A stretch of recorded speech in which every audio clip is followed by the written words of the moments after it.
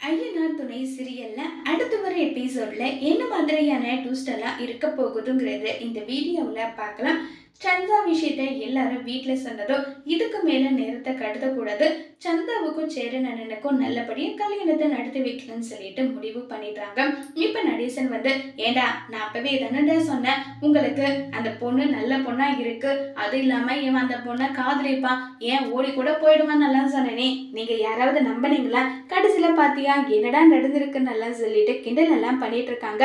போதும் அங்கிள், கிண்டல் எல்லாம் பண்ண வேண்டாம், என்ன நடக்கணும்னு இருக்கோ அது நடக்கட்டும் விடுங்கன்னு சொல்லிட்டு எல்லாம் ரொம்பவே சந்தோஷமா அதை பத்தி எல்லாருமே பேசிக்கிட்டு எல்லாம் இருக்காங்க.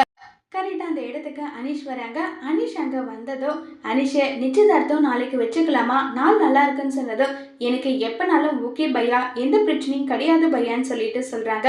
இதை கேட்ட உடனே ரொம்பவே சந்தோஷமா நிச்சயதார்த்தத்துக்கான ஏற்பாடு எல்லாமே பண்ணலாம்னு சொல்லிட்டு முடிவும் பண்ணிடுறாங்க. இப்போ சேரன் கிட்ட போயிட்டு நீங்க போயிட்டு அண்ணன் உங்க பெரியப்பா பெரியம்மாவை கூட்டிட்டு வாங்கன்னு சொல்லிட்டு நிலா சொல்றாங்க.